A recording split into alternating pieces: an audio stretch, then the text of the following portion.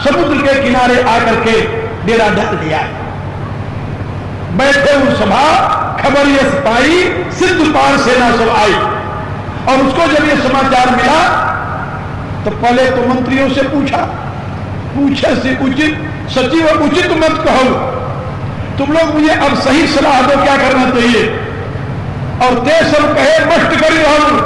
सबने कहा कि चुप रहो महाराज, इसके लिए क्या चिंता करना। जीते सुरासर तब श्रम मनाही, तुम्हारे बानर के ही लेखे माही।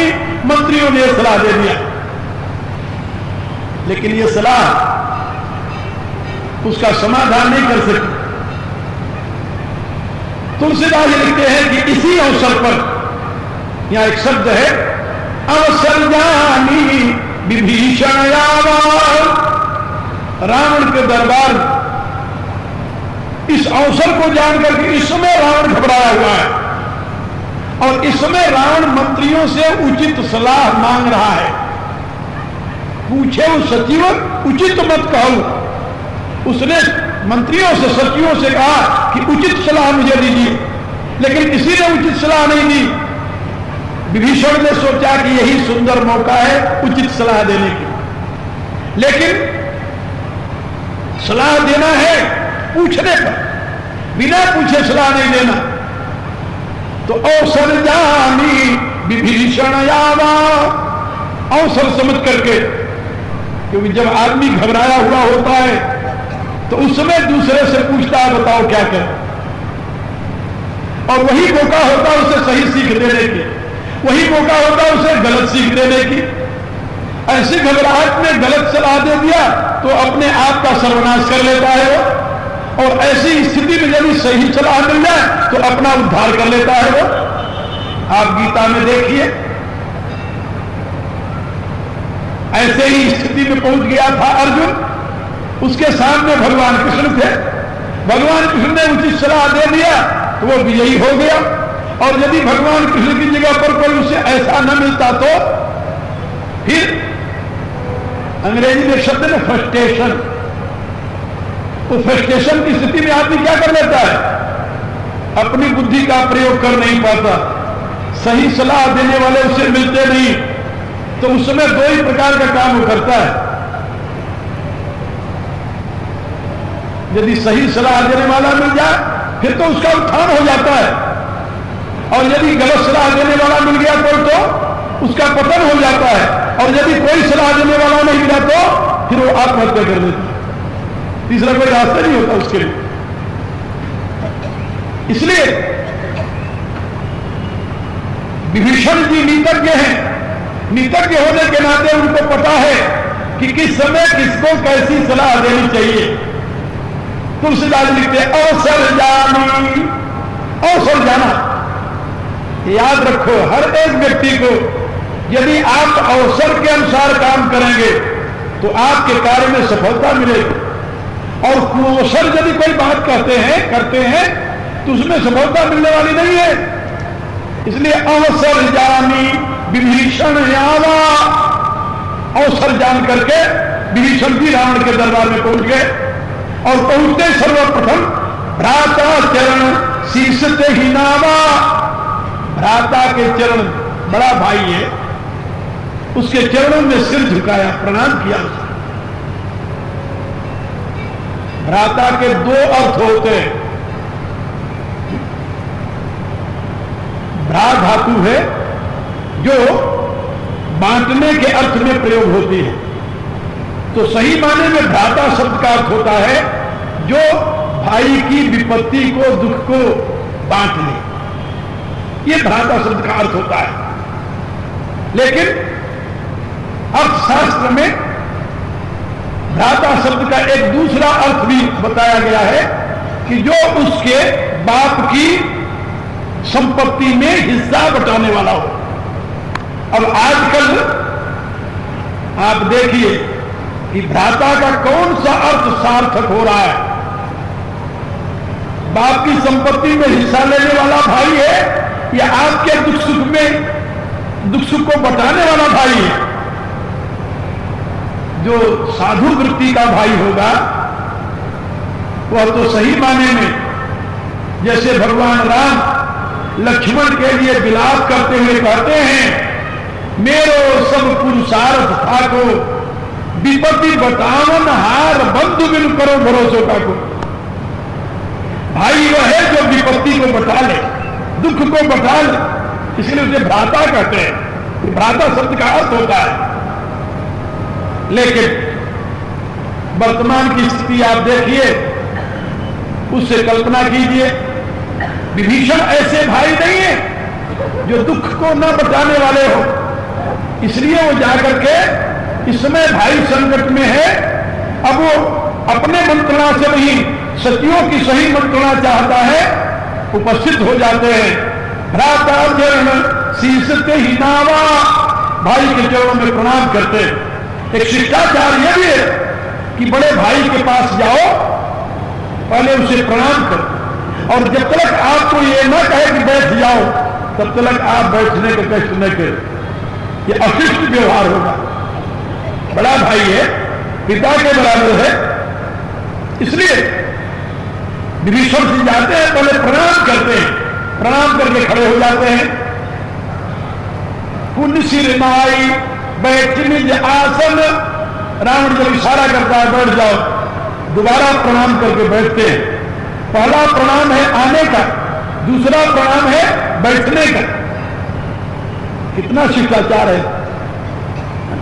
ये राक्षसों में भी शिष्टाचार था, अब तो मानवों में भी दिखाई नहीं दे रहा, धीरे धीरे खत्म होता जा रहा।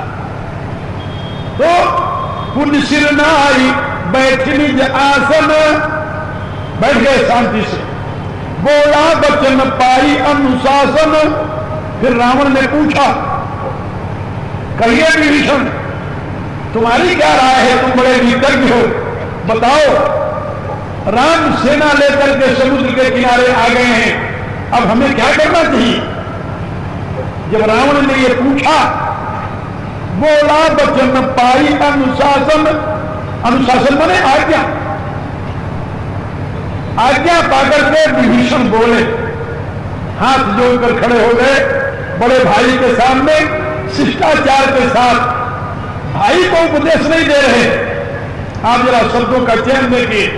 गोस्वामी जी मर्यादा पुरुषोत्तम भगवान राम के पावन चरित्र का गान कर रहे हैं, इसलिए मर्यादा पुरुषोत्तम भगवान राम के जितने पार्षद हैं, पार्षद माने भक्त व सेवक जितने हैं, उनके जीवन में भी उसी मर्यादा को दर्शन कराते हैं। विभीषण राम भक्त हैं, इसलिए इनके जीवन में मर्यादा विरुद्ध कोई बात नहीं हो सकती। इसलिए यहां पर कहते हैं कि बड़े भाई को उपदेश देना ये शास्त्र सम्मत नहीं है। कहा तो फिर कहा बड़े भाई से प्रार्थना करनी चाहिए, उपदेश नहीं देना चाहिए। जब रावण कहता है कि विभीषण बताओ तुम्हारी क्या राय है, तो विभीषण जी क्या कहते हैं, जब कृपालु पूछो मोहि बाता। हे कृपालु, आप तो स्वयं सर्वज्ञ हैं, आप वेदज्ञ हैं, धर्मज्ञ हैं, तत्वज्ञ हैं और नीति निपुण हैं। ये आपकी कृपा ही है कि मेरे से पूछ रहे हैं कि बताओ मैं क्या करूं। ये मुझे आप आदर दे रहे हैं बड़े भाई की महिमा का गान करते हुए। यदि आप अपनी कृपा से मेरे से पूछ ही रहे हैं तो मैं अपने मति के अनुसार हित की बात निवेदन कर रहा हूं। जो कृपालु पूछे वो मुझी बाता, तुम मति अनुरूप कहूं हित ताता। हे तात, मैं अपने मति के अनुसार एक हित की बात कह रहा हूं। ये आपके लिए नहीं कहूं, आप तो सर्वज्ञ हैं, लेकिन मैं हित की बात मानव मात्र के लिए कह रहा हूं। एक बात और याद रखिए, संत पुरुष जब किसी को उपदेश देते हैं या किसी के प्रति कुछ कहते हैं तो व्यक्तिगत उसके लिए ही नहीं होता, उनके द्वारा सदैव सार्वभौम सिद्धांत की अभिव्यक्ति होती है, जो मानव मात्र के लिए कल्याण का साधन होता है, केवल एक व्यक्ति का नहीं। विभीषण का उपदेश यहां पर आप सुनेंगे, चिंतन करेंगे तो आपको लगेगा कि उनका कथन केवल रावण के लिए ही नहीं है। कोई मनुष्य दुनिया में जहां भी कहीं है आज भी चाहे वो हिंदू हो, मुसलमान हो, ईसाई हो, पारसी हो, यहूदी हो, कोई भी हो, किसी भी देश का निवासी हो, किसी भी धर्म का अनुयायी हो, मनुष्य है यदि तो विभीषण का यह संदेश, उपदेश, उनका एक कथन मानव मात्र के लिए कल्याणकारी सिद्ध होगा। उनकी बातें सुनिए क्या कह रहे हैं। पहली बात, जो कृपालु पूछो मोहि बाता, तो मति अनुरूप कहूं हित दाता। हे तात, मैं हित की बात कह रहा हूं। किसके हित की? मानव मात्र के हित की। क्या कह रहे हो? जो आपन चाहे कल्याण, जो आपसे नहीं कहता, आप तो कल्याण स्वरूप हो। जो आपन चाहे कल्याण, सुजस सुमति शुभगति सुख नाना। दुनिया में जो भी व्यक्ति अपना कल्याण चाहता हो, याद रखिए, और कल्याण के साथ चार बातें और हैं। सुजस, जो अपनी कीर्ति चाहता हो, और सुमति, जो उत्तम मति बुद्धि चाहता हो, शुभ गति, जो उत्तम गति मोक्ष चाहता हो, और जो अपने जीवन में नाना प्रकार का सुख चाहता है। 5 ये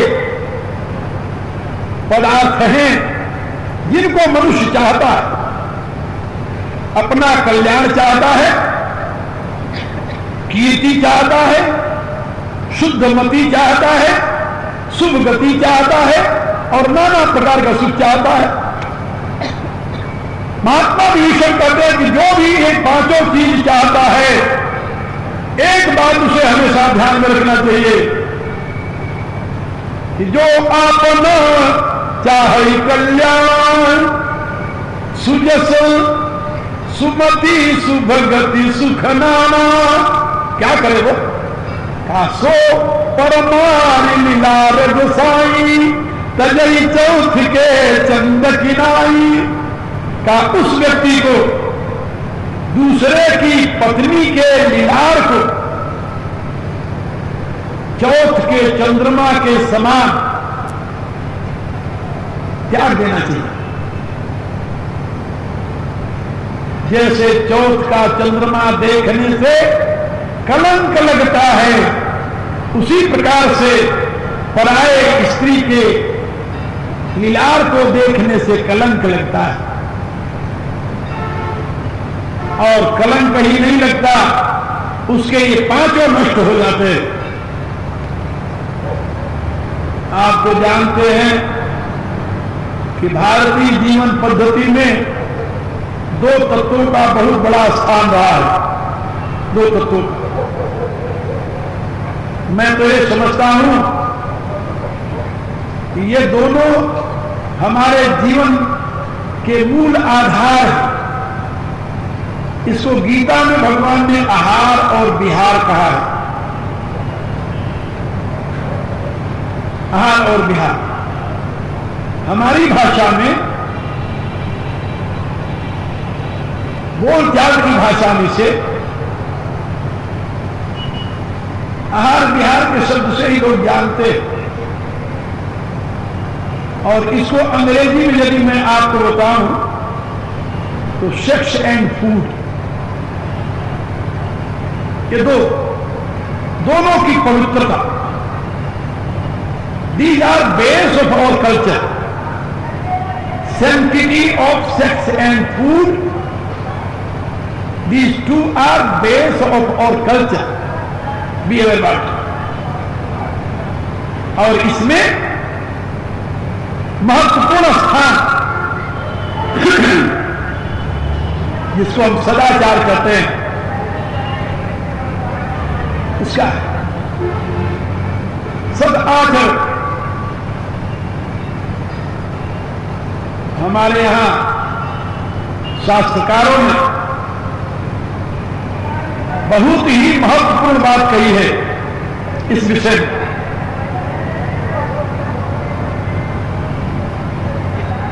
जो लोग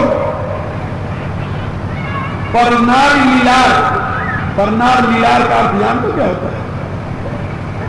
पराई स्त्री को वासना की दृष्टि से देखना। ये परनार लीलार शब्द है। लीलार एक शब्द है। ये लीलार शब्द आप लोगों के यहां प्रचलित नहीं है, ये हिंदी का शब्द है। वैसे लीलार ये शब्द जो है अपभ्रंश से ललाट का, संस्कृत में एक शब्द है ललाट। ललाट उस स्थान को कहते हैं जहां देवियां सिंदूर लगाती हैं। अब तो धीरे धीरे समाप्त हो रहा है।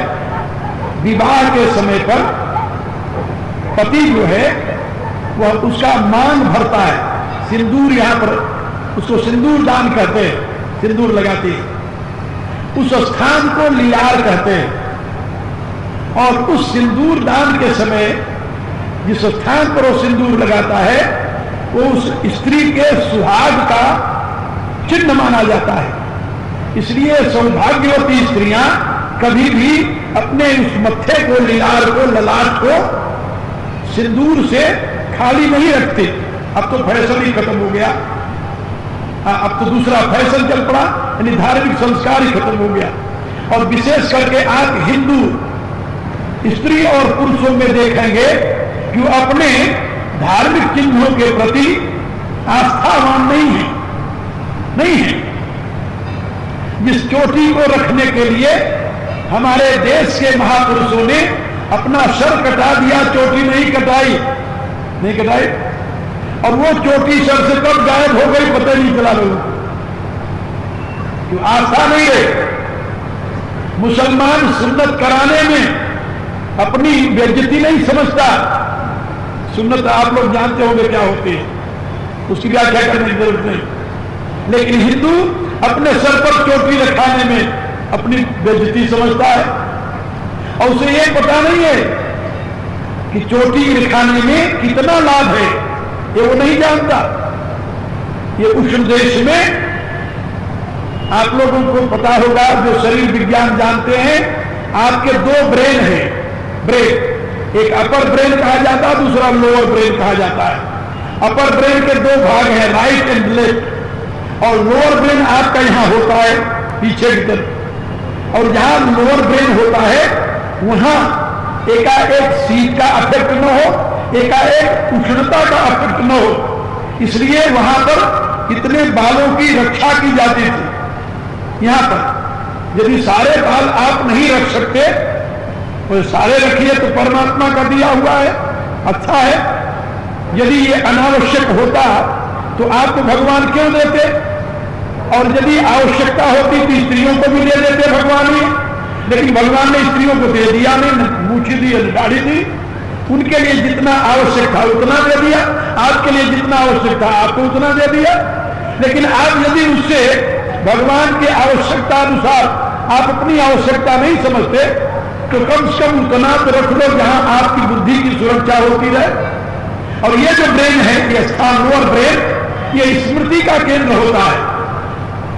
ये राइट ब्रेन जो है ये लेफ्ट के अंग की, यानी ये लेफ्ट ब्रेन जो है वो राइट अंग की रक्षा करता है, और लेफ्ट इधर राइट ब्रेन जो है वो लेफ्ट अंग की रक्षा करता है। ये दोनों तो आपके अंगों के संचालक हैं, लेकिन आपकी जो स्मृति है, आपकी जो मेमोरी है, उसका केंद्र ये है। और यहीं पर आपकी मेधा जो है उसका केंद्र ये है, ग्राहका शक्ति जो है उसका केंद्र ये है। इसलिए यहां पर हमारे यहां चोटी रखने की व्यवस्था की है। इतना बाल सुरक्षित रखो। अब वो बाल क्यों रखते हैं इसके में तो तर्क भी है, लेकिन सुन्नत क्यों कराते हैं इसमें कोई तर्क है? कोई तर्क नहीं। बपतिस्मा क्यों कराते हैं इसमें कोई तर्क है? कोई तर्क नहीं है। चोटी क्यों रखते हैं इसमें तर्क है। ये बुद्धि सम्मत है, विज्ञान सम्मत है, विवेक सम्मत है। लेकिन नहीं, हम अपने चिन्हों को समाप्त कर दिए। देवियों से पूछो कि यहां सिंदूर लगाते थे, अब तुम धो करके मत्था चलते हो, तुम्हें क्या लाभ होता है? इससे सिंदूर लगाने से बहुत लाभ होता है। लेकिन नहीं, अब वो सारे चिन्ह धीरे धीरे चले जा रहे हैं। खैर, तो मैं आप लोगों को यह बता रहा था कि यहां पर ललाट जो है वो स्त्री के सौभाग्य का चिन्ह है, बात समझे, और उसको देखने का अधिकार केवल उसके पति को है, दूसरे पुरुष को नहीं। इसलिए यहां पर विभीषण समझाते हैं कि वासना की ललाट देखने का अभिप्राय कि दूसरे की स्त्री को वासना की दृष्टि से देखना, सरल में यही इसका अर्थ है। तो विभीषण जी कहते हैं रावण के सभा में, पूरे राक्षसों की सभा में घोषणा करते हैं, क्योंकि राक्षसों की यह वृत्ति थी, क्या वृत्ति थी कि जहां जहां वो सुंदर कन्याएं देखते थे या किसी की सुंदर स्त्री देखते थे तो उठा लाते थे। जैसे मुसलमानों के जमाने में ये अत्याचार मुसलमानों के द्वारा भारत में होता रहा है, ये तो आप लोग जानते हो, मुसलमानों के द्वारा अत्याचार भारत में होता रहा और वहीं से हमारे यहां पर्दा प्रथा शुरू हुई। भारतीय संस्कारों में पर्दा के लिए स्थान नहीं है, पर्दा प्रथा नहीं है पुराना, लेकिन मुसलमानों के आक्रमण के पश्चात जब घर की देवियों को उठाकर ले जाने लगे या स्त्रियों को उठाकर ले जाने लगे तो पर्दा प्रथा वहां से प्रारंभ हो गई और इसी प्रकार से स्वतंत्रता भी समाप्त हो गई देवियों की, घर में रखने का जो प्रतिबंध हुआ तो इसी नाते हुआ और उनकी पढ़ाई लिखाई का जो यानी दिवाला निकाला गया वो भी इसी नाते निकाला गया। लेकिन दक्षिण में क्योंकि मुसलमानों का साम्राज्य नहीं पहुंचा था, दक्षिण में ये प्रथाएं नहीं थी। तो मैं आप लोगों को केवल बताना चाहता था कि रावण के दरबार में रहने वाले जितने निशाचर थे उनकी ये वासनात्मक परद्रोही, परदाररत, परधन, पर अपवाद, तुलसीदास ने लिखा कि राक्षसों की वृत्ति क्या है, राक्षस किसे कहते हैं, तो उन्होंने उत्तरकांड में लिखा परद्रोही, परदाररत, परधन, पर अपवाद, ते नर पावर पाप में देह धरे मनुजाद, मनुजाद माने राक्षस, वही राक्षस शरीर वाले हैं जो दूसरे से द्रोह करता है, जो दूसरे की स्त्री को बुरी दृष्टि से देखता है, जो दूसरे के धन को बुरी दृष्टि से देखता है, परद्रोही, परदाररत, परधन और पर अपवाद, जो दूसरे की निंदा करके घूमता रहता है। ते नर पावर पाप में, वे मनुष्य पावर है, पाप में है और वो राक्षस योनि में है, राक्षस शरीर धारण किए हुए, देह धरे मनुजाद, ऐसा तुलसीदास ने कहा। तो रावण के दरबार में विभीषण ये घोषणा करे, जो आपन चाहे कल्याण, सुजस सुमति सुभगति सुख नाना, सो पर नारी लीलारी गुसाई, तजई चौथ के चंद किनाई। जो अपना कल्याण चाहे वो वासना से अपने आप को मोड़ दे, क्योंकि राम राज्य की प्रथा रावण राज्य से बिल्कुल भिन्न है। रावण के राज्य की क्या प्रथा है, तुलसीदास ने लिखा, देव धनुज नरनाग किन्नर, जितनी ये मनुष्यों से लेकर देवताओं तक उत्तम जातियां हैं, इन सब की जीती बड़ी निज बाहुबल बहुत सुंदर वर्णा, इनकी जहां कहीं सुंदर लड़कियां स्त्रियां दिखाई देती थी सब उठा कर ले आता था अपने घर में। ये निशाचरों की प्रथा चल पड़ी, क्यों यथा राजा तथा प्रजा। लेकिन राम के राज्य की क्या व्यवस्था थी, एक नारी व्रत नर सब धारी, ते मन विक्रम पति हितकारी। राम राज्य की यह घोषणा थी कि प्रत्येक व्यक्ति एक पत्नी व्रत होगा। जब पुरुष पत्नी व्रत होगा तो स्वभावतः स्त्रियां पतिव्रता होंगी। और ये केवल राम राज्य में नहीं रहा है, ये भी मैं आपको बताऊं, उपनिषद में एक राजा कहां कराने वाला था, कैके देश का, कैके देश कहते हैं पंजाब का पश्चिमी इलाका जो था, कश्मीर से लेकर के पूरे पंजाब का पश्चिमी इलाका एक देश कहा जाता था। और यहां का राजा था एक अश्वकेतु, और अश्वकेतु राजा के राज्य में जब ऋषि लोग जाते हैं तो ऋषियों के सामने प्रतिज्ञा करके कहता है कृषियों आपका स्वागत है, आइए मेरे राज्य में आप विश्राम कीजिए। मेरा राज्य आपके रहने के योग्य है। क्यों? इसलिए कि नाने स्तेनो जनपदे, मेरे राज्य में कोई चोर नहीं है। नाने स्तेनो जनपदे न कदरियो न मद्यपः, मेरे राज्य में कोई चोर नहीं है और मेरे राज्य में कोई कंजूस भी नहीं है।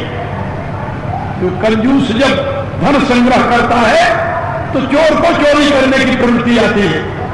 तो न स्तेनो जनपदे न कदरियो, कोई कंजूस नहीं है, और न मद्यपः, मेरे राज्य में मदिरा पीने वाला कोई नहीं है।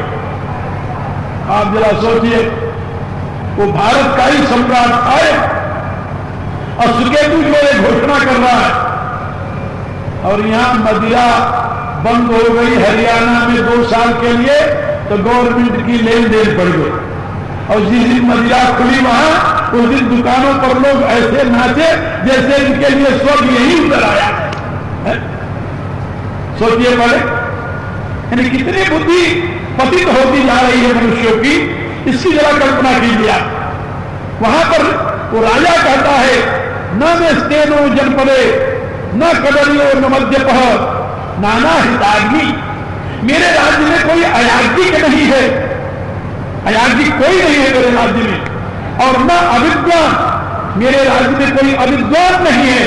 और अंत में कहता है न स्वैरिणी कुतः, मेरे राज्य में कोई व्यभिचारी पुरुष ही नहीं है, तो व्यभिचारिणी स्त्रियां कहां से हो सकती है। ये गौरव है इस राजा का अपने राज्य की प्रजा के ऊपर कि मेरे राज्य में कोई व्यभिचारी पुरुष ही नहीं है, तो व्यभिचारिणी स्त्रियां कैसे हो सकती है। राम राज्य की ये स्थिति है। भारतीय शाश्वत सनातन धर्म की ये एक जीवन प्रणाली है, लेकिन इसके विपरीत राक्षसी राज्य की प्रणाली थी। इसलिए विभीषण राक्षस राज्य में वहां की सभा में घोषणा कर रहा है कि जो आपन चाहे कल्याणा सुजस सुमति शुभ गति सुख नामा सो पर नारी लीला साई तजई चौथ के चंद किनाई। जो अपना कल्याण चाहता हो, जो सुमति चाहता हो, सुगति चाहता हो, कीर्ति चाहता हो, सुख चाहता हो, मुक्ति चाहता हो, उसे परनार लीलार का त्याग कर देना चाहिए। बहुत बड़ी बात कही। वर्तमान में जो लोग ये सोचते हैं कि sex is only biological demand one can fulfil in any way,